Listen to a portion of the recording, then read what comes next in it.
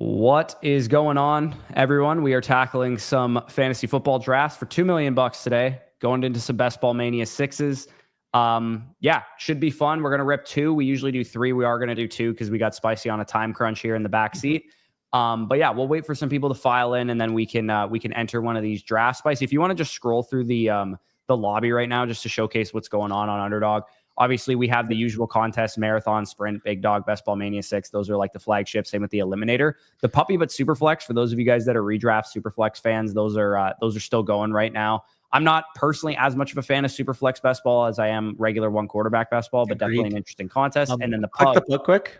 What's up? Let's just show them the structure, because obviously this is a 3-entry max. So this is one of the tournaments that they'll periodically bring in. As you guys can see, 40,000 the first, 18.6K entrance. And let's take a look at the rake percentage on this one. This one's at 10.4%. So just as much about as the BBM, but because it's a 3-entry max, you're going to get more unique shots, I would say. Yeah, absolutely. And Brock, we're not actually early. We set this initially for 11 and we're 30 minutes late. So, yeah. I mean, relative to our normal time of streaming, I guess we're technically early. But yeah, shout out to everyone in the chat here. And also Spicy's showcasing here. We have on your account, you have a 50% profit boost token. I'm not exactly sure why. May as well use it now. Yeah, I mean, we're going to do it after the first draft. We're going to build out an NBA entry because the finals start tomorrow. Yeah. So we'll do that after the first draft. But check your pick'em lobbies because you guys might have a profit booster as well. So let's get into a Best Ball Mania 6 here. We are going to do a 20-second clock. And as you can see there, if you want to go and join the draft with us, go to the main lobby, Best Ball Mania 6, 20-second clock. And then Spicy's going to hit confirm in about 3 seconds. So if you guys want to hit confirm and join the draft with us, you can definitely do that here. There's no point in waiting for the YouTube stream to start in the lobby. Might as well wait for the notification and open stream that. If we were ever on time, there would be a point, but we are never on time. So yeah, by the way, did you see Ron on Twitter? You know, Fantasy Gazette? Yeah. So quote tweeted Ron with the picture of him in the startup. Fantasy Gazette quote tweets, "These guys are peeing their pants because they got 4 top 50 assets with their 4 top 50 picks." That's funny. Yeah, it looks like we're picking at the turn here. This is a little bit of an interesting dynamic because you and I, mainly when we've streamed drafts, have been 104 to 108 or so. I went to Buffalo last week and I did a bunch of slow drafts. I got so many 107 to 109s. It's insane. Like I'm going to have like just a ridiculous amount of like Puka, Genty types that are going in that range. Yeah. I was actually talking about this in the DMs with Dadaruma, but I personally think that this year, the worst 2 picks in the draft are number 7 and number 8 overall, because I feel like there's a clear top 6. And I also feel like the 9 through like 15, 16 range is pretty clear cut better than like the rest of the second round. I actually think the players that you get at 7 and 8 differ for every single person. Like, who do you have ranked 7 and 8? Well, that's what I mean. Like, I think the 7 or 8 blends into the 9 to 15 tier. Like, I honestly think it's 7 through 15. But the reason why I said that specifically like that is at least at 9 and 10, you can get the back half, the wraparound to one of those players, access to one of those players. Whereas if you're at 7 or 8, you're more so looking, instead of maybe Devon Achane, as much as I love Lab McConkey and a half PPR comparatively, I would much rather have a Devon Achane. You know what I mean? Yeah, exactly. Like I have Amon-Ra St. Brown and Christian McCaffrey at 107 and 108. Shout out Jewish McCaffrey. In necessarily who goes there. Shout out Jewish McCaffrey. I saw was in their draft. I saw him tweet earlier, which is completely factual.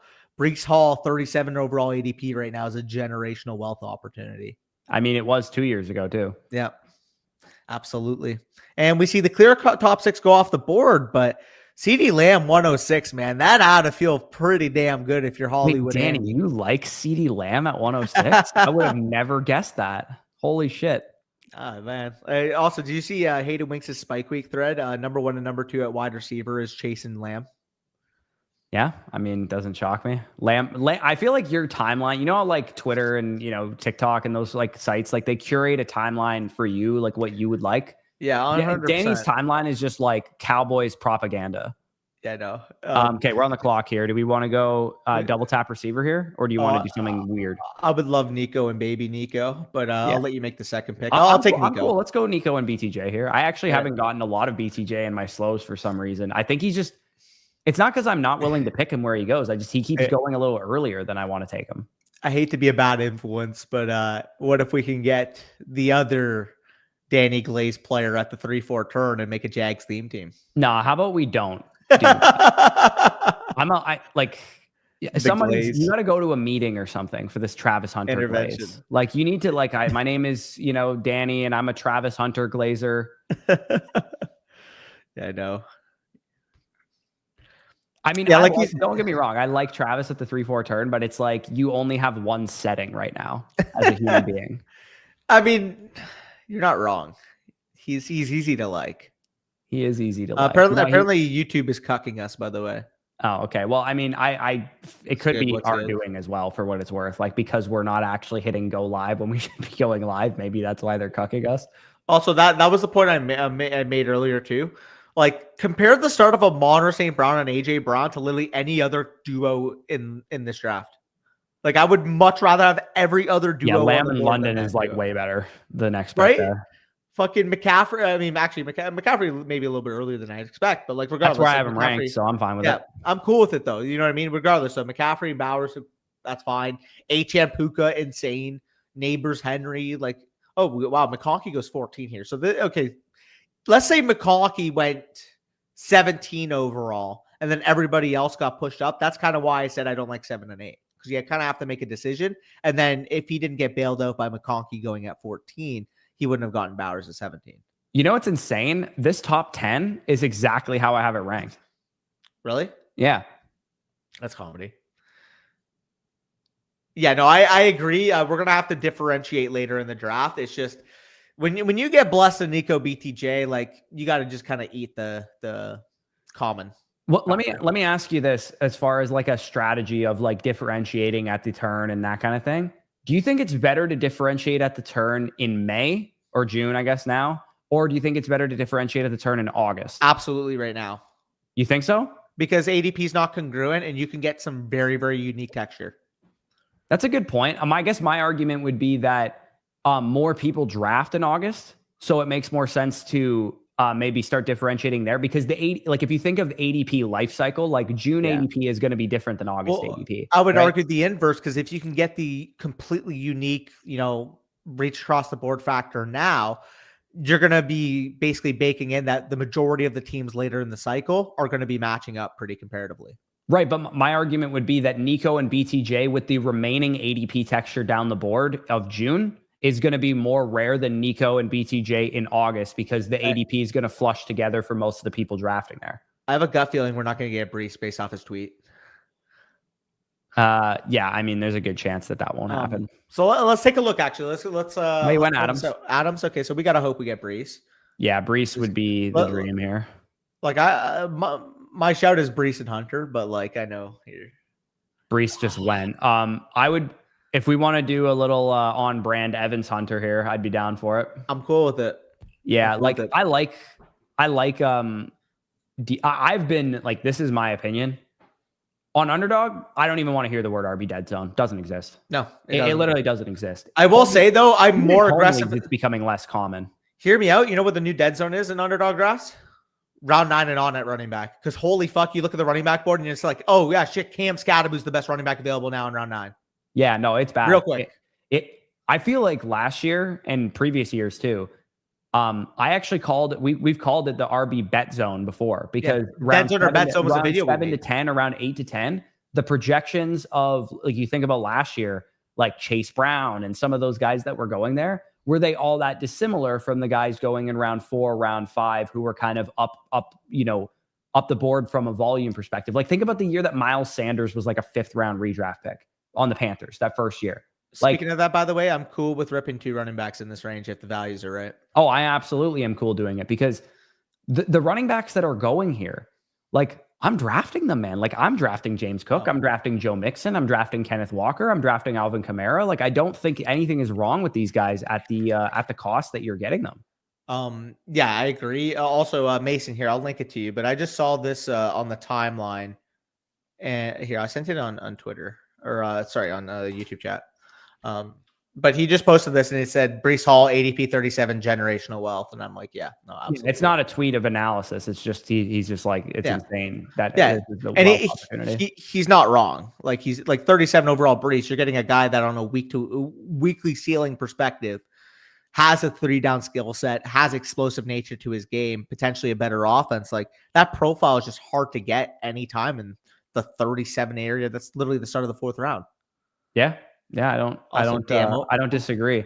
If you had to, I just saw this on my timeline. Sleeper tweeted it. Yeah. If you had to say who's a dark horse RB1 candidate, and the word dark horse to me means like nobody who's being drafted as an RB1 currently. So RB2 on, like RB1 overall candidate who's not being drafted as an RB1 currently.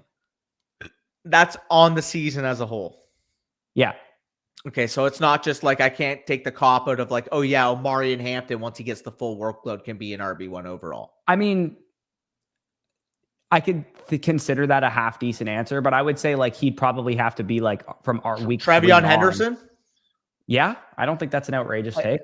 Like I know it sounds gutty to say it. Obviously, we're picking gutty names because you said not top 12 overall at the position, but there's a possibility that he is a top 2 target in a Drake May-led good Pats offense, and the Pats offense goes from being a bottom 5 unit to a middle of the pack, if not potentially even good unit. Like that is the upside path there. Yeah, I think the cop-out answer is probably Brees Hall because he's technically not being drafted. Okay, I mean, yeah, running back. But I just assumed he was. Yeah, excluding Brees Hall, and then I guess you could also say maybe Kyron Williams too if he's being drafted outside the top 12. I think those two guys would be like dark horses to finish RB1 overall if they're not being drafted top 12 right now. You know another one? I think my answer is probably one of the veteran running backs, Kamara or Mixon.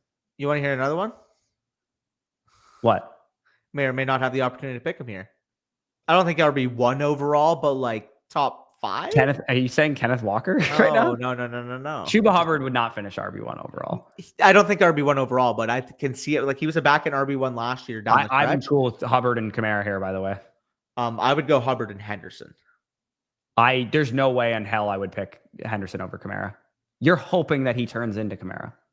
I have him a tier above, but like here, let's just take Chuba first. Where do you have them ranked respectively? That's a bad take, dude. You have a tier above Kamara?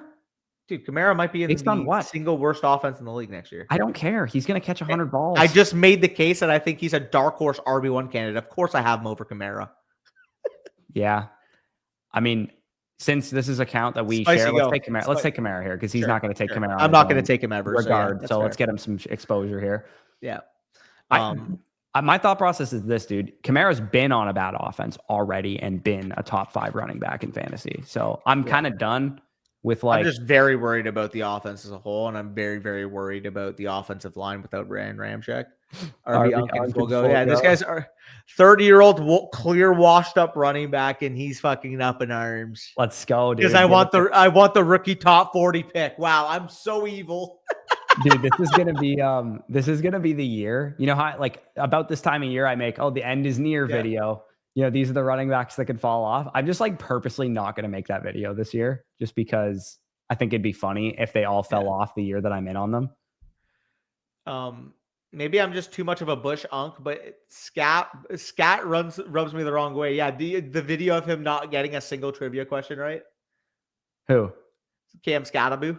Oh, he didn't get any trivia questions. Dude, right? He didn't know who Calvin Johnson was. Like he looked at a picture of Calvin Johnson, he had no clue who he was. Oh, that's bad. You know, doesn't love ball, you might say. For real. Yeah. What is he doing other than knowing that? Also, this will definitely be the draft that we go back on later, like after the season. And we're either going to be like, oh yeah, Kamara, like, of course, why were we doubting him? Or we're going to be like, why do we take a 30-year-old on a terrible offense over the top 40 dynamic pass catcher? Like, there's going to be one way or another. We're going to watch this back in like 300 and X days from now, 200 and something days from now. Dude, you know what would be crazy? What if Tyler Shuck was good? That's what I would say that would end up becoming. Yeah. All I'm saying is this, dude. Alvin Kamara had Spencer Rattler starting most of the year and had 19 fantasy points per game. I think Rattler's better than Shuck. Okay, well, he's on the team still. If you think that's true, I think they're both urine. Dude, Alvin having 19 fantasy points per game on that team last year we should be We should be like bowing at this guy's feet as the best fantasy running back to ever exist. To be fair, like 100 million of them came in week 2 against the Cowboys. I guess, but he was also number 1. He was RB1 trolling. overall in expected fantasy points per game last year. No, I was trolling, but I'm an Alvin Unk this year. I'm also so gross. Why am I like a closet Saints fan with Olave and Kamara? I don't know, dude. You and Zach are gonna have the funnest cookout ever, or the most fun cookout ever. Because he made a video of like why like Kamara's like a steal or something. Dude, Kamara is gonna have. I am here for the most. PPR is the worst scoring format discussions about Alvin Kamara's 2025 season because he catches 117 passes for 500 yards. Disgusting.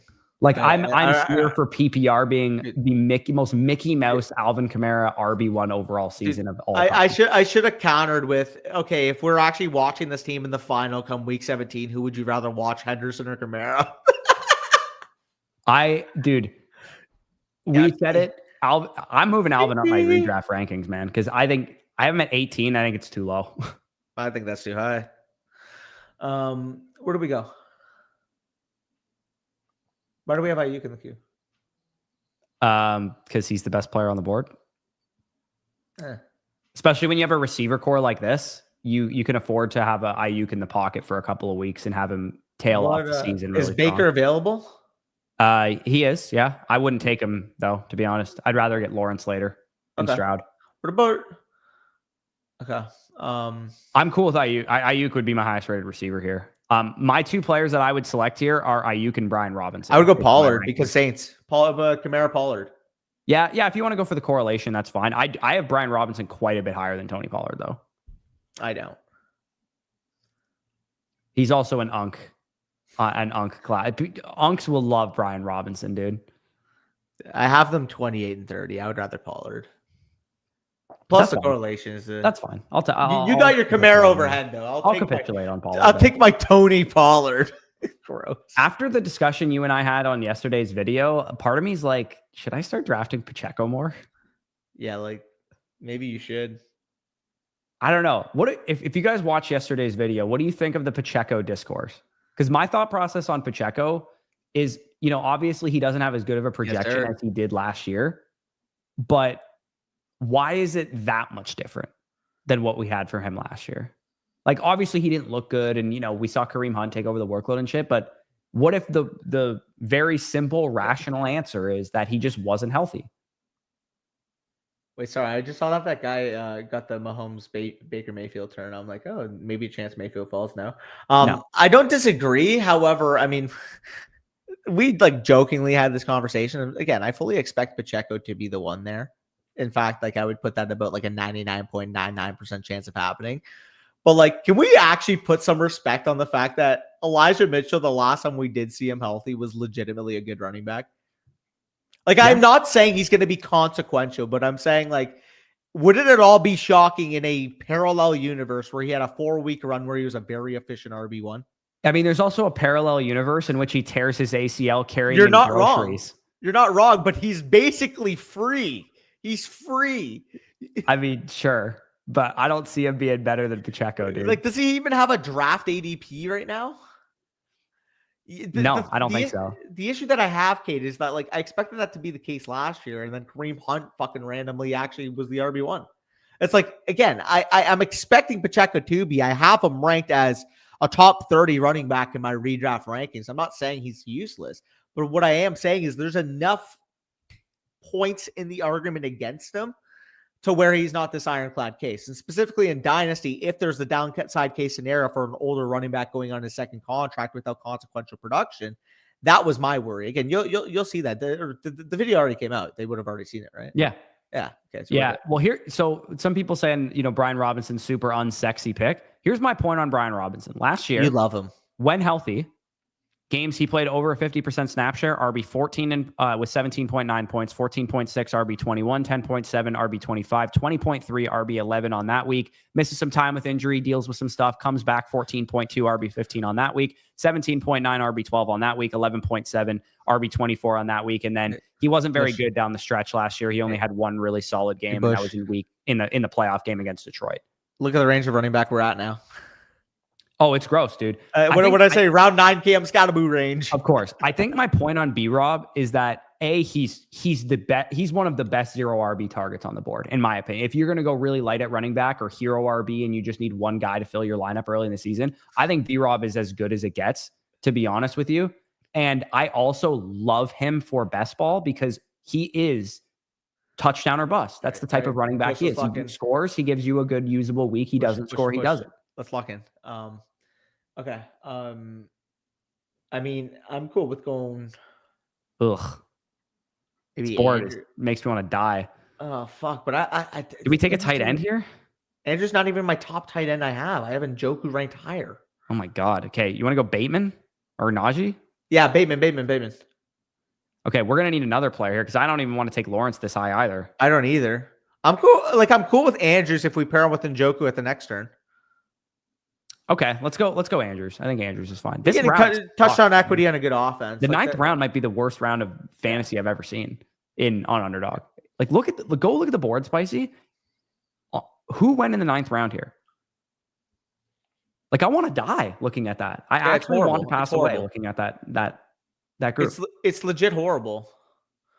Like, oh, dude. Like, Tyrone Tracy, Scattaboo, Trey Harris, Keon Coleman, Rashid Shaheed, Rashad Bateman, Caleb Williams, Justin Fields, Jalen Warren, Jordan Mason, Jaden Higgins, and Kelsey.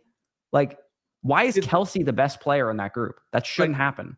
Like, bro, we were questioning this week. It's like, oh, well, look, 10th round is kind of like a high ADP for Kyle Williams. Like, I see why people pushed him up here. Yeah. What the heck is wrong with if you guys are in home leagues, you better hope that players slide down the board so that the 9th round looks nothing like this. Because if you're in a sharp home league, it's going to look like this quickly. Like, remember in our flock league draft last year, by the 8th round, we're like, oh my God, everyone sucks. Yeah. Yeah. This is what happens. Like, every year, I think people probably, get the idea that we got to look for edges. We got to look for ways to, get ahead of the market and ways what new stats that come out that give us an edge on, certain predictive nature and stuff. Dude, Underdog ADP is getting as sharp as humanly possible at predicting who's going to be good in fantasy. Like, is there going to be hits that are going late in rounds? Obviously. But anybody with any projectable upside is fired up the board immediately. Like, Tedero McMillan's like a 3-4 turn pick. Yeah, he would have been like a 6th rounder 2 years ago. Yeah, he would have been like an 8th rounder 3 years ago. Yeah. No, I get what you mean. Also, yeah, I'm just licking my chops, praying we get Njoku to fall back. I feel like the apex predator. So we have Carolina correlation for Chuba. So they play week 17 versus the Seahawks. Ravens play the Packers. So if we see a Packer maybe falling, we could take the plunge there. And then the Jaguars and Texans, respectively. Texans play the Chargers and Jaguars play against the Colts. So we'll keep that in mind. Yeah. Yeah. There's where did Tyler Warren go in this draft, by the way? He must have went off the board in the 6th. Did Tyler Warren go off the board round 6? Where did Tyler Warren go? Because he didn't show up at tight end. Is he still available? Yeah, dude. Tyler Warren is going to be one of my highest rostered tight ends on Underdog by far. Okay. So we have another option with Njoku then, because Warren does play the Jaguars. Yeah. I don't know if you saw this, Danny, but Pat Kerrane and the legendary upside guys, I think it was Kerrane mainly, made mnemonics for weeks to remember the week 17 matchups. Yeah. So Drake's on a plane. Do you know who the Patriots are playing in week 17 based on that? The Jets. Yeah. You got the South Florida Bowl. Do you know who's in that game?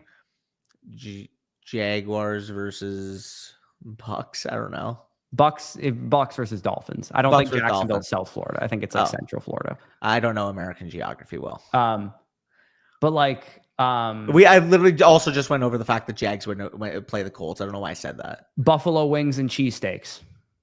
Philadelphia versus Buffalo. Yeah. You know what I mean? Like there's things that you can think of that I thought that was a cool idea that he posted that stuff. And For sure. This is just the very clearest Trevor Lawrence, Tyler Warren turn if we can, right? Oh, absolutely. Yeah. Bow and arrow. Do you know what that is? Chiefs versus Commanders. Broncos. Bow. Knicks. Huh? Bow Knicks. Bow and arrow. Oh, I was thinking like the bow, like a bow. Like, yeah. Okay. Yeah. Yeah. Penix gets horny as the Atlanta and Rams one. Oh my God. Anyways, Lawrence, yeah. Do we have bye week question marks with our other tight end? Just curious. Then we make it a 3 tight end. No, we're good. We're good. Worst case, yeah, we're good. I would ideally, I put out a huge like thread kind of just ranting about the tight end position the other day. And ideally, if I do draft 2 tight ends who have like top 12, top 15 ADPs, I am definitely not drafting a 3rd tight end. I'm cool with it. But my point in that whole thread was there's a very clear time to deviate for tight end, and it's after round 8. By the way, I also really like Tucker Kraft. And in fact, I'm looking at that Andrews pick right now thinking, where else could we have gone? Well, we couldn't have gone. What would we get to take? That's what I mean. Like I'm actually looking at what our out would have been. I don't see any other out. Maybe Tajay Spears, but that would literally be a 20 pick reach. Yeah. Charbonnet. Like it. Fuck, man. That is gross. I do really like Tucker Kraft's price, though. Yeah. Oh, Seahawks Carolina's mnemonic is Hawk Chuba. That's funny. Bro. Big dog in the frozen tundra. Would you have an idea of what that is? Read it again. Big dog in the frozen tundra. Ravens versus Packers. Yeah. And specifically Ravens at Packers as well, like in Green Bay. Yeah, that makes sense. Yeah. Bourbon versus Broadway. That's a good one. I mean, Giants versus what a state known for bourbon? A state known for bourbon? No, the drink. Not bourbon, the drink. Bourbon something in the state. What? Bourbon Street in New Orleans is bourbon. Bourbon versus Broadway, and Broadway in Tennessee. Giants? Oh. Yeah. Well, the Giants are in New Jersey. They're not actually in New York, right? So that would not really make sense. I'm fucking clueless. Anyways, these are... Yeah. They like somewhat make sense if you like think about it. Yeah. All right, let's get the board back on. We need a quarterback. Is Stroud gone? I would assume so, right? Yeah, I got to imagine he's gone. What other stacks can we build? Is this a Cam Ward team? We do have the Saints, by the way, as a week 17. Shuck. This might be a Tennessee Titans build. Hear me out. I know we talk about this all the time, but Jacksonville plays a team that has 2 quarterbacks available still in week 17. I'm not taking Daniel Jones. We can take Richardson this time. Okay. That's a good point. Is he even available? Yes, he will be. Yeah. This is a 3 quarterback. But this is a Cam Ward team first for sure. We'll definitely take Cam Ward first. Yeah. We'll take them probably both next turn. Yeah. You want to grab Bigsby here too? I love a Bigsby here. I think that's a great shout by you. Yeah. Bigsby and Cam Ward, I think makes sense. Here, I don't really like this guy, but like, do we want? Is this Ward's ADP? Okay, yeah, take Ward then. I thought. Yeah. I mean, not, but we pick at the turns. We kind of have to reach a little bit. I would have rather try to push it, but that's fine. But if we lose Ward, we're going to go Richardson and Lawrence. That's not good enough, in my opinion. That's a good point. I mean, so is it double handcuffing yourself to take both Colts quarterbacks? Yes, sir. Yes, sir. I'm not doing that. Is it double handcuff? Hey, I'm not doing it. But hear me out. If they were your quarterbacks 2 and 3, that's what I'm saying. What if you had? Yeah. Let's say you had Josh Allen, and you punted QB 2 and 3 to Cam Ward or to Anthony Richardson and Daniel Jones. And let's say by the end of the year, Daniel Jones starts 7 games, Anthony Richardson starts 9 games or whatever, and combined because they both run, they're like the QB 6 in points per game. Yeah, well, I mean, I asked you that literally a couple weeks ago. Would you rather have a 10th round pick or a 15th and an 18th round pick? That was a question that Hayden Winks tweeted out. And the reason why he tweeted that out is we feel confident that the return on investment for the Colts quarterback would be about a 10th round worthy acquisition. Yeah, that's a good point. Yeah. Someone just took Richardson. Oh, cool. Just like naked? Daniel Jones, come on down. Jesus. I don't think it's out of the range of possibility. He started a couple of games. Richardson came back and then he asked for his release to go to a fucking team where he can start. Nah, dude. I think DJ starts like 15 games this year, man. I mean, obviously, you were on Jupiter. I'm gonna mix in Richardson because I don't want to be like totally out on the guy. I want to get some exposure, but like DJ's just better. Like he's just better. Not a thing. This is not an agenda that will be pushed. It will be by me. What the hell? Speaking, Danny, to our conversation earlier today for our video on Thursday or Friday, Eagles running back Saquon Barkley said he could see himself retiring from the NFL out of nowhere. My favorite player of all time is Barry Sanders. Probably something similar to that. I'll be balling and yeah, I'll just call it quits. He's 28 right now. Barry fucking retired at 29 or 30. Yeah. So Saquon's he's got a Super Bowl ring. He wants to protect his body. He's gonna have another good year this year. He wants to film it up. He wants to film more content with Aiden Ross. No, these Aiden Ross and was it Tyreek Hill that did that? Literally fuck off with the NFL players, to be honest. You see that whole like streamer university shit where they like got people in like dorm rooms? Oh my God. This is why I like refuse to call myself a content creator.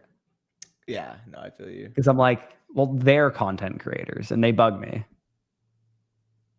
Hear me out. I see a correlator.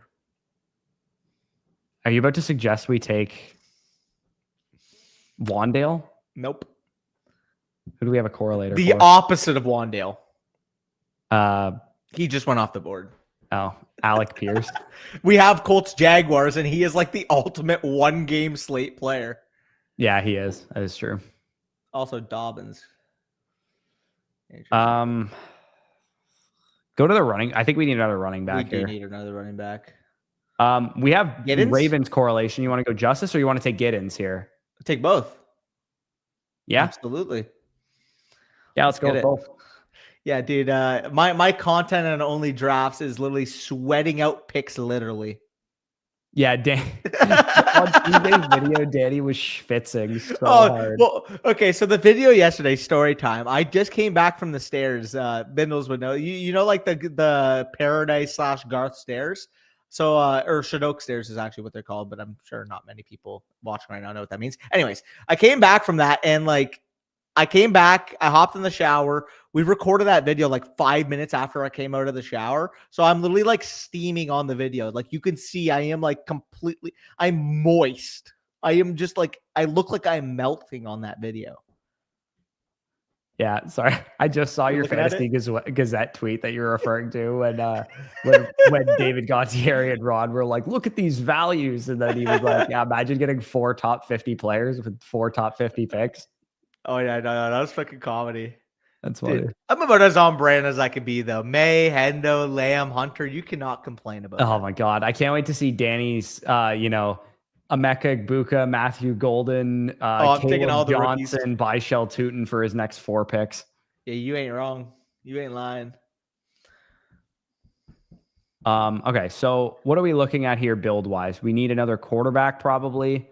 4 or 5. We're done at tight end. We're done at running back, probably, right? Is that a 4-6-6-2 or 4-5-5-2? I didn't read it. 4-6-6-2, right? I can't see. 2-6-6-2. Or not 4, 2, sorry. Okay, so we have 2-6-6-2. We have big investment early at wide receiver. Honestly, it'd probably be like, do we want to go Jones or Shuck with our third quarterback pick? I would say a 3-7-6-2 is probably the ideal build given the investment we have on each position. Do we have any quarterbacks on the board that are not risked to miss time? Like not start games? I guess everyone on the board is, a dart throw at this point. We could throw like a Milrow in there for upside potentially if we wanted to. I'm good. Yeah. You'd rather go DJ? I would rather just wait to see who falls to the 18th and worry about my running back first. You mean your wide receiver? I would take a running back here because we took a receiver very, very early. We started 4 off the bat. Right, but I think we're good with 6 RBs there, to be honest. I think we're worse at running back than we are at receiver. Really? The investment. Yeah. I mean, relative to starting 3 of them, though, I don't think so. Well, I think on a week-to-week basis, you feel confident in any of those 3 guys, whereas I think there's a little bit more ambiguity at running back. Yeah, I mean, I guess it would depend who's on the board for us here. Well, yeah, let's compare who would be on the board. Like, for example, like a Dylan Sampson, the implied upside, I think, is worth more than that versus like. Well, I mean, we have Lockett on the board and we have Ward. I mean, we could do that too. Like that would be my Io Manor and Lockett are probably on the board as well. Yeah, that's if we fair. wanted to go with either of those two. I don't know, whatever one you want to go with. I'd be more fine going with like Io Manor just because he's the upside swing and we already have 6 good receivers. But we can go Lockett if you prefer him. Yeah, let's I'll let you make the call. Let's go with the Canadian boy here. Yeah, okay, bet. Let's go Alec. And then we'll go DJ. Yeah, DJ. We got to stop. I mean, like, what's the ADP texture? They're both 206. Yeah, just go DJ. I hope you know that you're equally at fault for us taking Daniel Jones all the time on stream because you always want us to take Travis Hunter, and it's always a backdoor correlator. So if you stop taking Travis Hunter, we'll stop taking Daniel Jones. Never. Never stopping. These tweets got me itching real bad for a startup, but dude, trust. This is my 15th startup, my 14th startup that I'm in. And bro, of 14 leagues, I have 7 shares of Drake May. Yeah. Okay. Let's Spicy's going to the Pick'em lobby. We're gonna build this one out here. Let me just pull up some resources. By the way, the NBA Finals starts tomorrow night, correct? Yes. Yeah. Tomorrow night at 7:30 p.m. Central here, 8:30 Eastern. OKC versus Indiana. Obviously, Domain guy's very happy about the Pacers making the final, and then I mean, you and I happy to see a Canadian and very, very local representative of you specifically making the final. Well, yeah, if you guys are unfamiliar, Shay is from the Hammer itself, Hamilton, Ontario. I actually grew up with his younger brother, so yeah. I am attaching myself to anybody that's basically an athlete. So let's put Shay in the entry because of that. We got to higher on points very easily. Okay. For what it's worth, Odds Jam thinks that the best thing to go after is his steals. Really? In terms of steals are so fickle. Minus 135 juice on some of the books for over or higher 1.5 steals. If we got steals available to us, I think that's the direction we should probably go based on all the juice being on the higher on books. Fair. It's at 1.5 though. Yeah, it's at 1.5 on most books, and I don't like 135 on DK and FanDuel. I don't like the steals because Halliburton doesn't turn the ball over. That's my worry. Yeah, that's true. Like I really like the points because I don't think Indiana defensively is going to have an answer for OKC in game 1, to be honest. I think OKC is going to run away with it. Incoming 27 free throws for Shea. Well, I legitimately think OKC is going to win this game like 127 to like 101. No offense to Brock. No offense to the Indiana. Let's rip the free throw merchant here with the points. Also worth noting. So his line on other books I've noticed too is been at 35 with about, I think it was like plus 100 exactly juice on it. So it's about even. I agree. That's how I usually play NBA stuff is because steals scare me in general. About basketball to do this stuff. That's why I play it through that. Yeah, like you're not wrong, but steals in general scare me. On top of the fact that Halliburton is he does not turn the ball over. You know how many turnovers per game he averages in the playoffs as a primary ball handler, Corey? Probably like none because he's like smart with the ball. 1.8 turnovers per game for reference. Like some of the other lead ball handlers, you're looking at like 3.5, 4 turnovers a game. Like it's insane. How's the matchup for Turner tonight on the boards and point wise? So let me see where his Odds Jam likes his higher is why I'm asking. Okay, on the rebounds, his points and rebounds specifically, what they like? I don't mind the points and rebounds because the one that got me last time was Matherin because he just played 7 minutes in game 6. So it's set at 19.5 on most books, and it is at 18.5 on Underdog. So let's do that's why they like it. So 18.5 higher for Miles Turner. I think The worry there is that Holmgren, I believe, is his Holmgren his primary matchup? Yeah, I was going to say I like the Holmgren rebounds too because it was at 10.5 in most areas I saw it. It's at 9.5 here with juice on the higher. Holmgren's got the most juice of anything. Is Holmgren's lower on his fantasy point production right now? That's of any matchup in this game. It's what they like. Him not having a great fantasy day. I'm cool if you want to take that one, and then I will make a second one here, and then we have the 50%, and we have a 4 pick, right? Yeah. What are you making the second one for? Because you had the 2 picks, I'll add one more pick. It will be a 4-parter. Oh, okay. So I thought you meant another entry. Yeah, no, you're good. Okay, keep going down. Let's see, because I have a couple pictures. Let me take a look. I can tell you some more that they like. They like Pascal Siakam points plus rebounds. Lower they have on Nembhard threes. 9.5. TJ McConnell lower 7.5 points. Can you check for Nembhard threes? It's at 1.5 with juice on the higher. I like that. Yeah, I like that. Okay. Because he's playing consistent minutes right now, and Mathurin just played 7 minutes in Game 6. So I'm a little bit worried that they might have condensed their guard rotation, and Nembhard is playing like 25, 30 minutes a night. Yeah. So if you guys want to tail this, again, we have a 50% profit boost. It didn't specify why. I'm assuming it's because the NBA finals are beginning and the NHL Stanley Cup finals starts tonight as well. So it's probably for that reason. But yeah, check your pick'em lobby. And of course, we haven't plugged it throughout the stream yet. But if you guys are new to Underdog, definitely head on over there. Yeah, you want to do it a flex entry, or do you want to do because it's a 4-parter, we'll do it as a flex. It's still really good odds. It's 10 to win 116.50, or even if we got 3, you 2.5x there. Yeah, sounds good. So yeah, what we're doing here for those of you guys that are unaware of flex, basically all we need to do is get 3 of these correct to 2.5x, or if we get all of them correct, it's 116 bones for a $10 entry. And I think all of us can relate to missing these by 1. So I think that's why Underdog implemented that feature.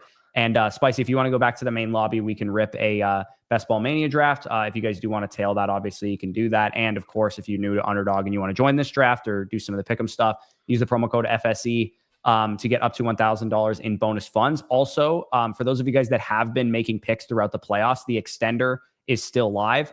For the first game of the NBA Finals, you'll have, I believe, a 40 or 50% profit boost, which might be honestly why Spicy has the profit booster there, is from the extender. And it basically, the longer the series goes, you start with game 1 and it continues to go up. The reason it's kind of weird is because it's a 50%, not a 40% like the extender normally is. But regardless, you can definitely check that out. And there will be a gimme pick in your lobby if you guys are new as well. And I'll double check who that is, but it's probably Halliburton or Shea if I had to guess. Yeah, sorry. I'm just reading Danny, the king of knowing some Canadians, brother. Y'all should use the extender I'm tailing. Let's get it, brother. Let's get it.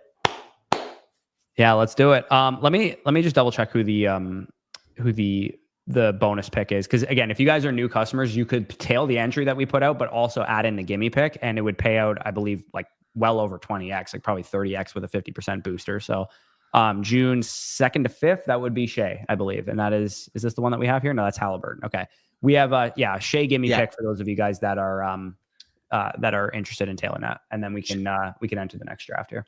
Chet lower on his fantasy points, I believe, was Spicy. You want to show it one more time for people who want to tail it while we're waiting? We got 10 more people to join the next BBM 22nd.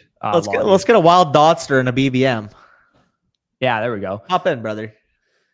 So Shea, Turner, Nembhard there. Nembhard, obviously the one that's going to be the hardest to hit because there was juice to the higher there. It's not likely that he hits higher than that, but he be firing threes from deep. So well, like let me just see in terms of his minutes played, because it's been correlating obviously with the guard rotation, and Mathurin got his cut. So in game 6, he played 37 minutes.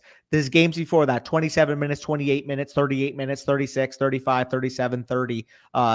Basically in like his last 10 playoff games. And in each of those games, like, yeah, it's a little bit up and down when he takes a lot of threes, but specifically against OKC, a team that's going to want to run in transition, a team that's going to want to play with a ton of pace, I do think there's going to be 3-point opportunities. On top of that, he took 5 attempts last game, made 2 of them. And if Mathurin's not getting the same amount of minutes, I do think he's going to have a bigger offensive load on him. Yeah, and in his last 8 games, he's gone 2 or more threes in 5 of them as well. So if he's taken threes, it's just, does he hit them? Does he get open looks? Hey, flexing your parlays is the equivalent to working. I mean, when it's a 4-parter, I don't mind it. When it's a 3-parter, I'm never flexing it. But yeah, we flexed the entry because we have a booster and it's a 4 entry, and Danny picked one that was that had juice to the higher too. So it was like, I mean, it would have been nutted obviously if we hit the pick'em entry there with a 20 plus X or whatever. But yeah, we're feeling the flex entry there. So we're waiting for 6 more to join this BBM. Again, if you guys do want to enter this BBM with us, just head to the pick'em or to the main lobby, enter Best Ball Mania 6, 20-second clock, and then you will be in the draft here with us. And hopefully, you and I have not pulled a high pick yet, like 1, 2, or 3. Have we even had one of those on stream yet? I want to get a high pick here. Yeah, I don't know if we have. That's kind of insane. Yeah, Spicy's probably going to update us if we have or not. But yeah, I think we've gotten mainly like Jefferson, Lamb type guys when we've picked high. I don't think we've gotten many. Like we got a Gibbs there that was pick 6. We got that was a late pick, 12, 13. Yeah, that was Lamb. That was pick 4. So that was a pretty high pick. That's another Gibbs. Also, dude, I've been watching UFC literally since I was a kid. UFC parlays are a ton of fun to touch up on too, for sure. I just like to torch cash on Tony Ferguson every time UFC is on, just because I think it's funny that Tony Ferguson keeps fighting and losing, and one of these days he's gonna win. And he's always like so washed now, bro. He's extremely steep odds to win any fight on any planet Earth. But I like still putting picks down on Ferguson just for the old time's sake. We're picking number 5 here, so we got a nice higher pick here. We got one of the top 6 here. I'm trying to find one of the pictures from like the OG days. I've showed you this before, Corey, but I have a couple pictures that you'll see in a second that that relate to UFC. So just a moment. Yeah, the classic 104, 105. Nick says he's in the draft at pick number 10. You love to see it. If you see anybody else in this draft here, I see Chris Spags behind us at 106. Hey, there you go. UCF cancel this. Yeah, there's Nick. Nick with a red badge. Shout out. Let's go. Yeah. Here, I'm trying to find it. Why am I on Mars? I can't find it. Like I found the videos of fucking sexy dancing at the wedding before I found the picture I'm looking for. Sexy dancing at the wedding was fun. Yeah, that was comedy. That was a good time. I cannot find it right now, but basically they were pictures from when my parents went to Vegas in 2003 or 2004, and there's pictures with like Dana White. There's pictures with like all the OG UFC people right when the UFC first got launched. Yeah, Danny's picking 102 in this draft apparently. Let's go. He knows ball, bro. Yeah, we take beat here. Rocky scored. O'Malley or Merab. I think Merab's going to win it. I think it's going to be a grueler because he we'll make the pick first. Bijan. Bijan, absolutely. I think Merab's going to win it. I think it's going to go the distance. Merab is going to slow the pace down. Merab is going to get him in the clinch. Merab's going to make sure that he's not going to get caught off guard. If O'Malley can catch him off guard, that's his path towards winning. So if you do like O'Malley, taking the lower on the 4.5 rounds is the best way to approach it. If you do like Merab, taking the higher and betting that it goes to the distance is the best way to approach it, in my opinion. Yeah. Nick said he won the puppy one the same year that Mason Let's go. Won the 150K. What did that pay out? 50 grand? Probably puppy one? Maybe 100? Probably around there. Yeah, no, that's good on you, bro. Probably 50 to 100, I would imagine is, but maybe do the puppies pay more than that? Are they like 200K? I'm not sure. Yeah, let us know. That's wild though. I think they're like 50 to 100, the first place prize. 75K. Holy, shit. That's a nice chunk of change, brother. Congratulations. Like I wouldn't sell my soul to win like 2 grand on underdog. I need both to score in the first 5 minutes. Do I have any baseball bets out right now? Danny's just going full DGen mode in the chat here, talking about how to bet UFC and baseball. Let's stick to it. No. I was talking with them. I wasn't sure, but yeah. No, let's focus. Let's take a look at the board here because obviously we do have our anchor running back. We started wide receiver last draft. I mean, like we got to be eyeing Ladd McConkey maybe falling here. If HM falls, that's one thing, but I think they're gonna go. I'd be down to try and land the plane on an RB start as well. I'm not taking like JT over Ladd though. No, HN or Henry I'm referring to. Oh, yes. Yeah, if they fall, I mean, like that'd be Chris fantastic. Spags ain't taking a running back. I guarantee he won't take one. So we just got to avoid this guy. Yeah, if this guy takes JT or something, okay, McConkey just went. Maybe he'll take Taylor potentially. I don't know. No, he took Achane. Okay, this is kind of like shit pick for us now. Higgins. Do you want to go Higgins? It has to be Higgins. Yeah.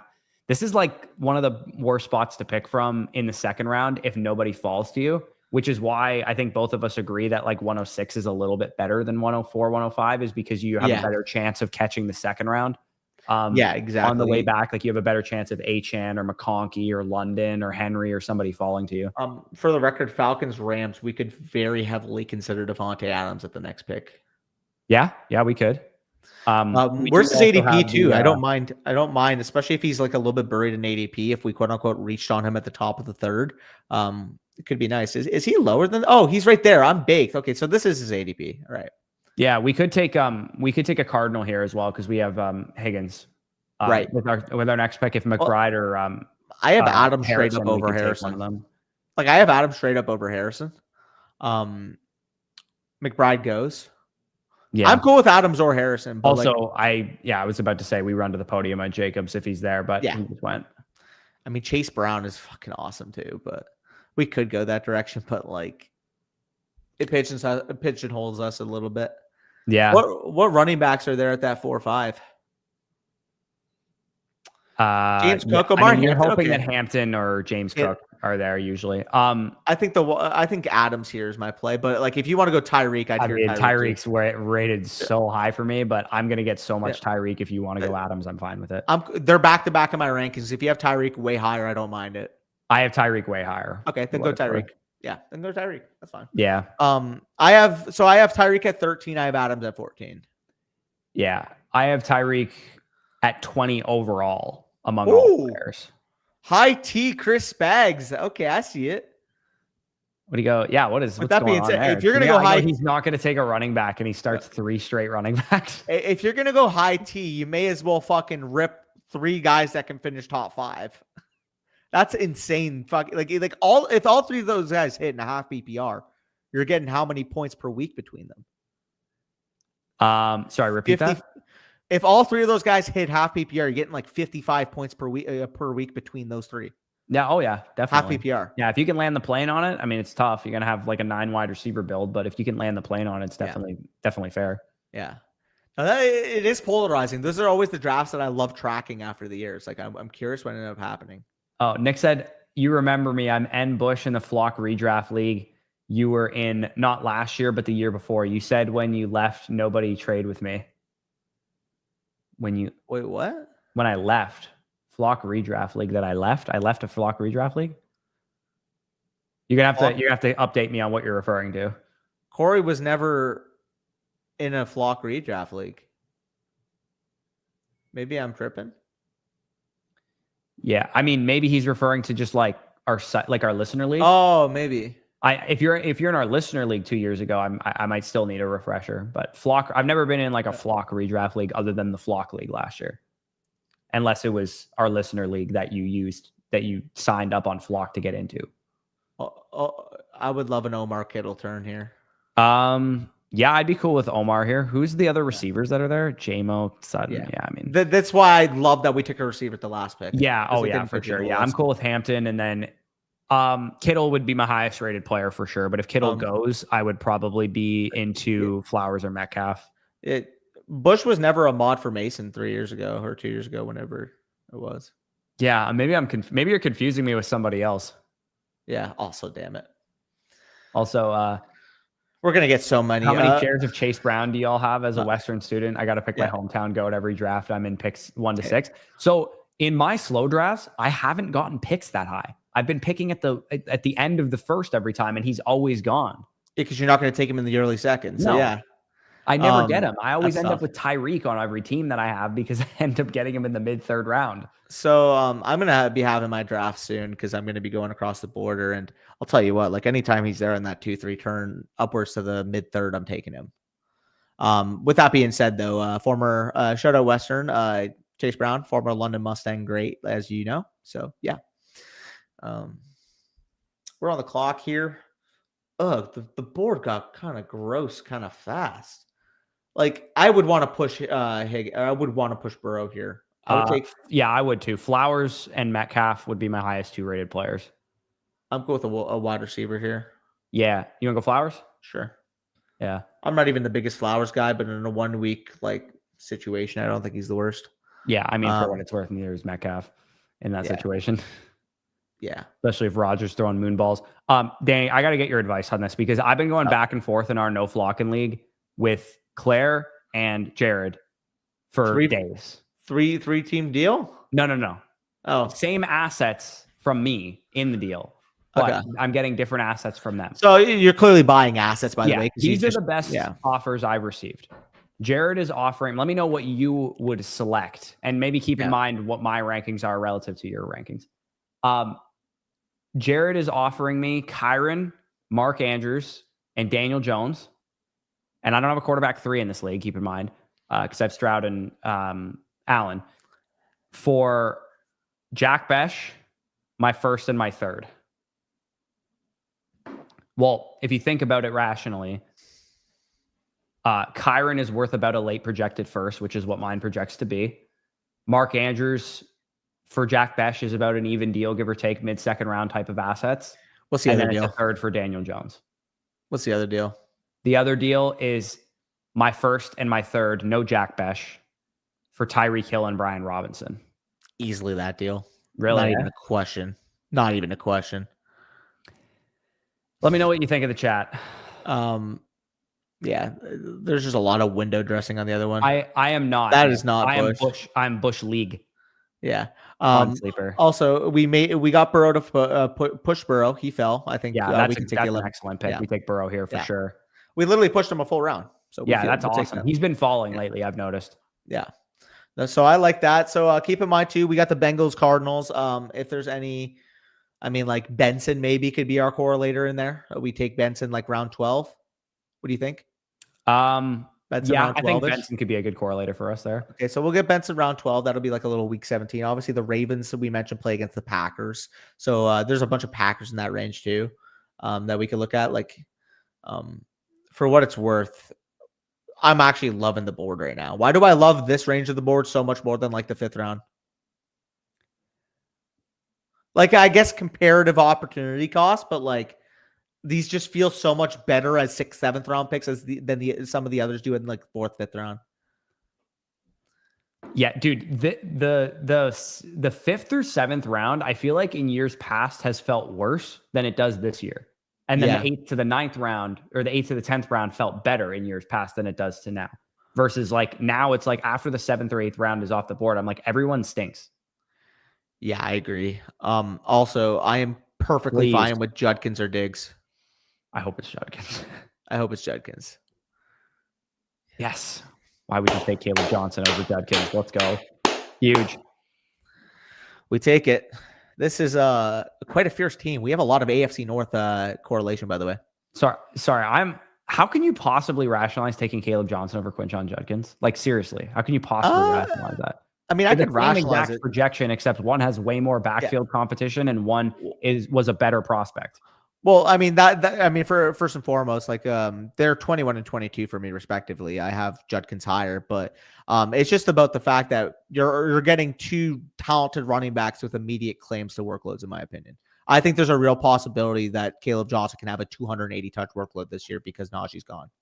So like I see it again. I have Judkins higher. I would still take Judkins, but I know why they're both going in the same range. And in fact, I think as 7th round picks, rookie running backs with potential workloads, like why would I ever take Mixon round 5 when I can do this? Like I would just much rather take the Judkins, Caleb Johnson 2 rounds later every time.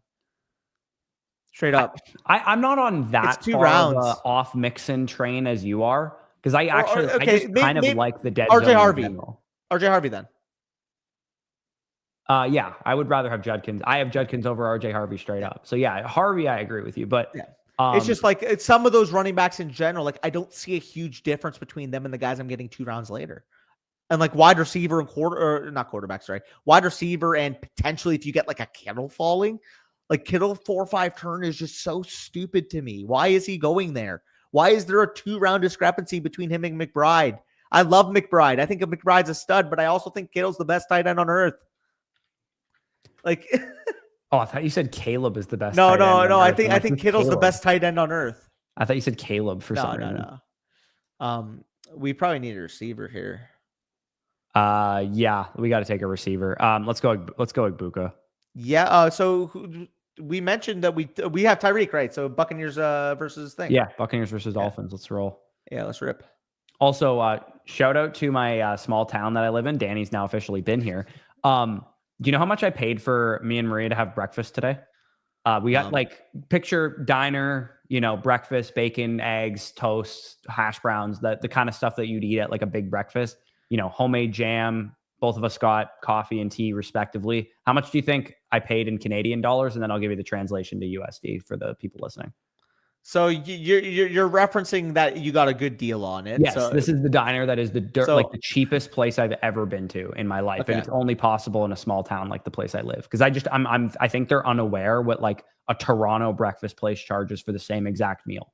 $23.50 for 2 people to eat. You think I paid $23.50? You're referencing that it was super cheap, so I guess super cheap. It's half that. You're spending less than $12. $12. You're spending $6 a head for a full meal and a coffee. Are you fucking kidding me? And for Americans, I paid. It was 12. Okay, hold on. We're on the clock. That's like $8 Bird in here too. Yeah, let's go Bird. We could probably use the receiver, right? Yeah, and plus 2. Why would we take a fucking tight end here? They all suck. I mean, we could rationalize taking Jonnu because we have Hill and we have the Buccaneers correlation, but. Just wait around, like straight up. Why would I take Jonnu in the 90s when I can get fucking David Njoku in the 120s? Yeah. So I paid $9.28 American for breakfast this morning for 2 full breakfasts with coffee.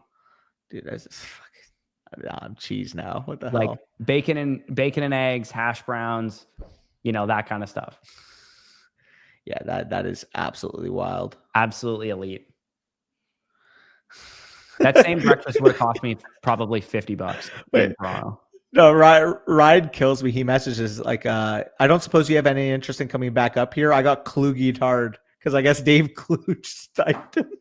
Oh man, dude. Okay, Dan, I'm not gonna lie to you. Like, we're gonna need to do a startup. I'm dying. I'm feeding. I'm down, dude. I'm down. As long as I'm not commissioning that shit. Nothing I loathe more than after the year having to fucking look at all my league saves and actually go on that dog shit website. So I will put out this open forum message to anybody right now. If you want a guaranteed spot in our next startup and you'll commission it, you're in. Yeah. You're in. That's a good point. You are in, because I don't want to commission either. You and I have so many leagues that we're commissioned of, and I'm so sick of collecting buy-ins and shit. Bro, throw in the $50, $100 in the league save if I don't give a fuck. It's about actually having to go in there and fucking process this and process that and look at this. Like, I mean, it doesn't help, Danny. It doesn't help that this video that I keep teasing that I still haven't done about how to commission a dynasty league that I will eventually do, I swear. Would help you more than 90% of the people watching because you're horrible at using league safe. Horrible. Anyways, okay. Is this a Loveland team? You want to go Loveland? Yeah. We got Burden. Yeah. I'm down for Loveland. Could be the case. Also, our quarterbacks are just going to be Tua plus who? Plus Burrow. Yeah. So that's a 2 build. 2 build. Do we have, is there bye week bros coming at us or no? No, we're good. All right, bet. So hear me out. Oh, he went, actually. I was going to say, hear me out. If he had slid to us. Doc. No, I was going to say, because we have 2 rookie running backs, I don't think ETN would have been a bad fit for our team because we have 2 rookie running backs. I think that's reasonable. I thought you were going to say Doc Presk. Also, yeah. I guess not theoretically. It's not always theoretical, Danny. It's also not respectfully either. It's not always, yeah. It's respectfully, respectively, potato, tomato, whatever. We do have Quinshon Judkins, so if we took Njoku, we have a little bit of correlation right there. Yeah, I mean, I don't need any more excuse to take that guy. You're gonna have 98% David Njoku. Why is he going in this range? It doesn't make sense. No, it doesn't. You're right. He should be going in the top 100. He should be 30 picks more expensive. Okay, on the clock. Christian Kirk. Anything else? We could take a Njoku if you want. Let's just go Njoku now and not worry about tight end again. Yeah, I'm fine with it. Like, dude, we didn't get bye week, bro, did we? Okay, two tight ends sleeping like a baby. Yeah, I'd sleep like a baby with those two guys too. Dude, also, Njoku Kraft are probably like my two tight ends. It's going to be the duo that you draft the most. The two of them. 1,000%. Like I talked about, it's like if you just look at the math of Tucker Kraft, like tight end 15 points per game, not great, but like when you're just actually just broing it out, like great offensive projection this year. Jordan Love's healthier. They got a vertical receiver. He looks like Mark Andrews. 40 leagues is fucking insane. Bindles, like, how are you? Dude, you don't have time to be in this live stream right now, dude. You need to be like commissioned. Bro. That's a full-time job, man. That is a full-time job. Do you just like give the kid like a tuna can to play with while you're commissioning these leagues? Did I think, Danny, I think you might be indebted to commission the next league, though, because I think I commission don't give a flock. So I think you have to commission it because you and I were like, we're going to do I commission don't give a flock, no? Are you? Who made the league safe? I think I did. Let me look. Yeah. I mean, I think I said I would commission it. Also, let's just get someone to commission it so we neither of us have losing full. Also, why does Sleeper once a week go fantasy best ball is not supported? I know they just decide when when it's supported and when it isn't. They don't have any system to it. They just say, "Hey, today you can look at it. Tomorrow you're not so lucky." Yeah, it's funny. Benson easily. Don't give a flock. Let me just double check who. Need a running back. Oh, and Rachaad White. Oh, we're living life if we can double dip the upside cuffs. League created by Corey Bushland. I was the one who created it. Fuck. Can we just get somebody to commission? You want to go Benson here? Benson and then maybe Rachaad White on the wrap around. Yeah, I would like. Call me crazy. I think Rachaad White's a better pick. I'd go Benson first. That's fine. We could potentially get both, though. I think it's more likely that Rachaad makes it back. Rashaad's a good better and best ball pick, man, because not only is he going to give you weeks single like standalone value, he has a lot of upside if Bucky goes down. Yeah. No, I agree. He's a really good, like the place to get shares of Rachaad White is probably not Dynasty, not standard redraft leagues. The place to get shares of Rachaad White is in best ball for sure. Yeah, I feel you. But so yeah. after we take Rachaad White, we would just need one more running back and the rest receivers on this team, pretty much. Yeah. Do we need to take a QB here before? Like, we kind of have to take Tua first, don't we? I would try to make him push. You want to try and put? What do we have a backup option? Go to quarterback really quick, Spicy. We don't have Baker. We don't have Lamar. We don't have Caleb. Cleveland. Yeah, we don't have. That's not a quarterback plan. Do we have any running backs that we could at least correlate the offense to? Rachaad just went anyways. Okay, then just take Tua. Yeah, we don't have any options. We got to take Tua here. Yeah. And then we'll hope for like a Bigsby or an Eckler on the way back, maybe, potentially, possibly. Yeah, Burrow 2 is fine. I think we're good. We good with two QBs there? Yeah, I think you're sleeping like a baby with those two. Yeah. Sleeping like a baby. Yeah. Well, here's the official announcement. We'll probably do another listener league in the next coming weeks, I would imagine. Also, what is this fucking tweet? Shadur Sanders has a path to becoming Brown's starting quarterback per Kimberly Martin. It's Kimberly Martin. I mean, did we all kind of know that already? Yeah. I don't know. What is Dylan Gabriel thinking right now? I want to have Dylan Gabriel on our podcast and ask him what's going on. He's probably thinking he has a pretty good gig, bro. You got picked as a 3rd round pick, so you're inherently already getting more money to be a backup than most other backup quarterbacks. And guess what? They like you. You're a leader. You know, you're probably gonna get stuck as a backup role throughout your rookie contract. They'll probably bring you back because you're just such a great guy. You know, you're cutting the apple slices at practice. You know, you're making sure that Shadur or Joe Flacco or whoever has a wet towel on their neck at all times. Like, It's not a bad gig being a backup. Just ask Alex Moran. Dude, Alex Moran had the best job in football. Best fucking job, man. You kidding me? 3rd round pick, getting paid fucking good amount of money compared to like if he went in the 6th or the 7th. Dude, he's making more than Blaine Gabbert's career earnings. Ah, bro. The backup quarterbacks are. Look at fucking Chase Daniel. Now he's on ESPN. His legacy is literally being a backup quarterback, and then now he's on ESPN. Dan Orlovsky should have been a backup quarterback, and now he's on ESPN. Yeah, no, literally though. Like that. What a fucking life, man. Blaine Gabbert's earned $27 million in his career. 27 mil. Yeah, no, that's. I mean, I guess technically he wasn't drafted to be a backup as a 1st round pick, but he became one. Do you like Cedric here? Sure. We have Browns.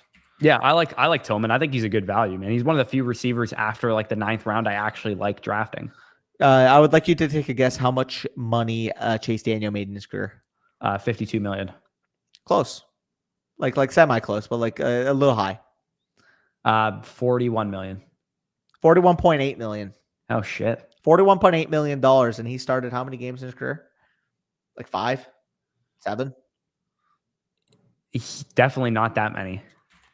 Yeah, like let me see. Let me see how many total yards he threw for in his career. Let's take a guess. Okay, Pro Football Reference. So he threw 273 total passes, started 5 total games, and threw 9 total NFL touchdowns, and he made $42 million. That's insane. Yeah. Shout out Chase Daniel. Now he's working at ESPN. Also, speaking of BMS references, I wonder what Craig Shiloh in real life is up to these days. Because didn't he like get a DUI or something? Wasn't the whole plot? I don't mind Jalen Wright. First. Jalen Wright. You want to go Jalen Wright? We have Buccaneers versus Dolphins correlation. Yeah, that's a good idea. Plus, we get plenty of Colts as it is, so we can Hey, we're gonna take a ton of HN. This is our anti-HN bet. Yeah. Damn. Yeah. Looking at Adam Thielen. The actor's name, played by Sam Jones. It wasn't the whole plot point that like, oh yeah, he transferred out after his first year, but in actuality, the fucking actor just like got arrested. Yeah, sentenced to 366 days in federal prison, possessing illegal drugs with the intent to distribute. DEA sting operation, pled guilty to conspiracy on June 22nd, 2011. He was in the worst movie ever made, the Blue Mountain State movie. Have you ever watched that movie? Dude, I had such high expectations for it, and I watched it, and it was horrible. It was so bad. It's just like about how like Thad's depressed and shit. How they like were inhaling shit. That was the plot of the movie. Yeah, that was the plot of the movie. That they were inhaling shit out of balloons. What? Do you not remember that part? All I remember, I was young when I watched it. They had a party and they came up with like a drug, and it was just like human feces. The drug that they were inhaling out of a balloon. Do you guys not remember this about the Blue Mountain State movie? Maybe I was too young for that part, but I just remembered it as like Thad's NFL career washed out and he was depressed. Yes, I do remember that. Coker? Sure. We could go Yoshi Boss, actually. We have the Bengals. I like Coker better. All right, let's go with Coker. We could maybe take a stab on Jermaine late. Yeah, Jermaine Cole. Is Mike Gesicki available? Maybe. I don't think we need another tight end though. It's not even about tight end. I just think he's correlating. Yeah. I just think he's a better projection than I did my due diligence as the fan of the series and watched the senior year. Yeah. What was the senior year? Like, did it come out after the fact? Well, the movie was called The Rise of Thadland. Oh, Alex's senior year. Okay, no, that was in the original. Yeah, okay, so we're good. Yeah, that was already in the original. Yeah, okay. It just the way the series ended pissed me off because like I actually really liked it, and obviously when you're a kid and like you're thinking, wow, this is so cool. Is that like what college is like? Like, dude, when I was like 12 years old, I was because I didn't watch it when it was actually live because I was like 10 and 11, but like I watched it like more so when I was about to go into high school. I'm like, yo, this is like so cool. They're just like drinking at practice and doing handstands, and I'm like, fucking, they're going on random drunk tirades and. Fucking, you got Sammy threatening to fucking jerk a guy off, and the guy gets weirded out. Dude, the first time I ever smoked My brother and I and one of my brother's friends, we watched the Drug Olympics episode. Oh my God. Dude, that was the first time I was like, I don't know, pretty young when that happened, but it was hilarious. You want to go Yoshi Voss here? Sure. Yeah, he fell back. So, I mean. Yeah, may as well take it. So we're good at receiver. We need one more running back and we're set. 2-6-8. Yeah. We have one more asset to allocate here, and I think it probably should be the running back. I don't know. Yeah. Do we need a running back here? I would say so. Yeah, we should probably take one. We should probably take a boring one, maybe. Like a Nick Chubb? Yeah, or I was thinking Kareem Hunt even. Yeah, that makes sense. Or even Miles Sanders. Yeah, I was going to say. I knew you were going to say Miles Sanders. We could take a gross Miles Sanders. Can we scroll I'm actually down to get kind of gross here and take Miles Sanders. Can we scroll the F down a little bit too? Like Ja'Cory Crosby-Mara is somebody I could see getting buzzed too right before the season starts. Yeah, I mean, he's efficient. I'd be hella down for Sean T as well. Raheem Mostert's actually not awful either. I think Sean Tucker is a better pick than most of the running backs in this range, to be honest. Yeah, I don't mind mixing that in. Sean Tucker was like a positive advance rate player because he had 3 really good games last year, and he was the 3rd best running back on the team. Well, let's take Tucker then. Either of the starters go down, he could have a role. Yeah, no, we have the correlation. Take him. Estime's a good show too. I like Estime show. Is Estime going this low? Check it. If Estime's available, I'm down to rip it. I mean, we're not super big. Yeah, we should probably. I'm taking Estime. We're not super big on Harvey at his cost. We should probably be taking some Estime. I honestly just didn't realize this was his ADP. I thought he was like a 14th round pick. I just assumed he was already off the board. That's wild. Hunter Lipke. No, I'm joking. Relax. Do you guys think Underdog is going to be available in Ontario before the season starts? No. By during next year, the season, maybe. So basically what happened was last November, there was supposed to be a litigation and they were going to go through all of this shit, and then it got tabled. The plan I thought was going to be, hey, maybe they get it back in Ontario, law-wise, jurisdiction-wise for November, but Underdog and all the other companies would then have to apply for new licensing, and it would probably take a couple of months. That would have been best case scenario, because if they had gotten it in November, we probably would have had Underdog back in Ontario at least by the start of BBM, but maybe even in time for big board drafts and stuff. And now that got moved to July. So I don't actually know the exact date. Let me actually look at Jeff, whatever his name is on Twitter, the guy who works for Covers, Jeff Zakodny or whatever. I can't, just look him up on Twitter. He has good updates on the Ontario DFS situation. If you're looking for the most up-to-date news on him, he's definitely the best follow for it. He said in an article that the litigations were going to happen in, I think, mid-July. So by August, we should know what happened. Hopefully they don't just go, we'll kick this down the road even more. But I think what Jeff said in his article was, because it's been kicked down the road twice already, they're going to try and be conscious to make a decision this time. And especially knowing that Ontario had a provincial election since the last one and a federal election in Canada since the last one as well. I think that could factor into whether or not a decision gets made, is that we were undergoing an Ontario election at the time. So I think that's partially why maybe a decision didn't get made at the time. Oh, that would make sense. So I think we should get a decision one way or another in July. And I would say best case scenario, we have Underdog for the regular season, I would say. Okay. But it would shock me if anybody got in any Ontario best ball drafts this year. Even if they made a decision right away, you're ready to go. Like we saw what happened with New York. When New York had Underdog taken away, it took about 2-3 months before it came back draft-wise. And it's not even back pick-em-wise yet. So, Nick, Spicy unfortunately has to go today. So we're only going to cap it at 2. But, yeah, we'll be back doing another Underdog stream probably this time next week or so. Or take. Yeah, we'll rip it. Maybe not this exact day, but we'll see. Obviously, when Spicy can do it again. Appreciate you, Spicy. Yeah, I think probably next Thursday or something. We'll rip some more Underdog drafts. We'll pop up more on the weekend randomly and just see if Spicy's free, we can rip some more on the weekend. Just because we're doing these during the work week during the day. I want to make sure that some people who are working during the day who can't watch us live are able to tune in throughout the summer as well. But yeah, sounds good. Appreciate you, Nick. Thanks for drafting with us, and it's good to have some winning energy in the pod as a puppy winner, like you said. But yeah, we're gonna sign off. Spicy, if you want to show the pick'em one last time here, and then people can tail it for the NBA Finals kicking off or tipping off, not kicking off. I say that all the time. Tipping off tomorrow, NHL Stanley Cup final of the Edmonton Oilers. Shout out to Canada. Kick or puck drop, I guess would be the way to say that. Not tipping off or kicking off. That'd be puck drop tonight. Regardless, let's make our predictions quick too. Both NBA and NHL final or Stanley Cup finals. We'll do the NBA first because obviously the Canadians should save hockey for last. And +2, I think it's an easier read for the most part. Yeah, I would be shocked if the Thunder didn't get this done in 4 or 5 games. I would really. I think the Pacers look good. I think the Pacers are scrappy. I'd say Thunder in 6. Yeah, like I could see if the Pacers are playing their best ball, they take it 6. I don't think there's a world where it goes 7.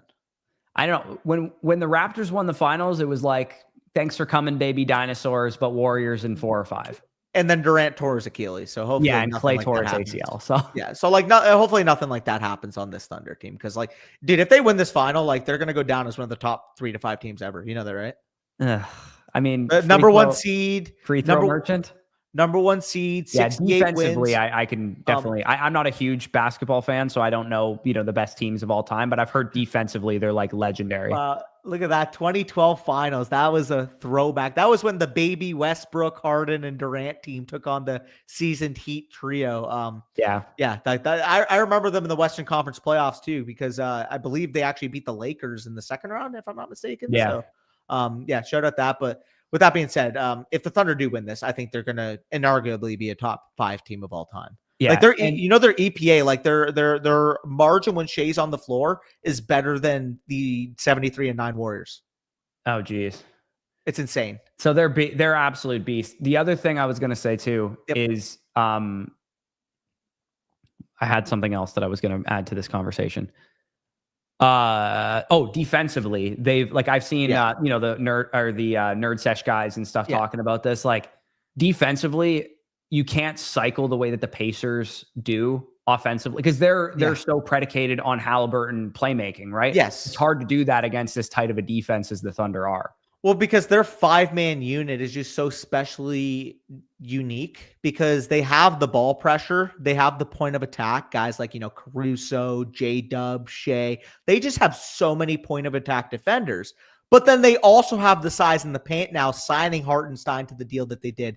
Chet obviously being a top 3 to 5 big man defensively in the league. When you're actually looking at the personnel of that team, it's just so hard to actually poke holes into it. And in fact, if they don't win the finals, there's no excuse for them to not go and make the most aggressive trade offer you have ever seen at Giannis. Well, yeah, given all the pick capital they have, who's available, I guess would be my question, but. Literally this too. They have almost as much liquidity in terms of picks as anybody in the league too. It's funny because they're like a dynasty roster. They're like with me. A million draft picks. They have like a monster in terms of their team. Yeah. Who would they go and trade for hypothetically? Like what's the weakest position on the floor for them? So I would say a number 2 go-to scorer would be their number 1 need. Antetokounmpo would be that. Yeah. Because again, I'm not saying J-Dub's a bad number 2, and I'm not saying Chet's a bad number 2. I'm saying though, if Shea is slowed down in any game, with the Lakers, if you shut down LeBron in a game, Luka Doncic is there. If you shut down, for example, the Celtics, Celtics are a little bit of a worse example. They're more like the Thunder in the capacity. There's just a bunch of guys that can beat you. But there's other teams with a better 1-2. If you shut down one or slow down one, they have a better number 2. If the Thunder got Giannis and Antetokounmpo, they're winning 70+ games, and they might win or they might lose 3 combined playoff games next year. Yeah, that's the upside. Yeah, oh, for sure. I think that would make some sense. I've as a Raptors fan, I've heard some buzz that Giannis would potentially come to Toronto. So I've gotten a little tethered to that belief. That's never going to happen, probably. But I don't know. There's buzz about it. When Giannis got drafted, there's the video of Masai basically saying they wanted to do everything in their possible for them to trade up and get ahead of where they needed to take Giannis, but they weren't unable to trade up. And obviously Giannis since then has literally been a top 3 player of his era. He's been fucking absurd. And I'm just I'm curious, what that offer would have to be literally Scotty Barnes plus another piece plus 4 or 5 first round picks. You're looking at that type of package. The number 1 team in terms of odds for Giannis is Toronto, actually. Probably plus 500-600. So they climbed from plus 800 to other than Milwaukee, who's minus 140. Yeah. Toronto sit ahead of the betting favorites, to be honest. Where's it's not telling me the odds for some reason. I think they're like, it says the Spurs were plus 380 and then the Raptors sit ahead as the betting favorites other than Milwaukee. So they're ahead of plus 380 then, I guess. Oh, fair. Regardless, though, like it would make sense if they leveraged Scotty Barnes and got that done, because Scotty Barnes basically would operate what your intended role for Giannis would be, a point forward that can aggressively attack the rim. Yeah. Also, apparently, what's his Giannis himself like posted about it. Yeah. About reports that he would go to. There's mutual interest in Giannis as well. Which I think that would make sense. Also, in terms of odds, think of it like this, K-Money. If it's a minus 400, that means that you would have to bet $400 to win 100. Vice versa, if it's plus 300, you would have to bet 100 to win 300. So it's just the inverse in terms of like $100 bet or $100 win in relation. Yeah, it's basically like if it's plus money, you just like multiply it by that essentially. Yeah.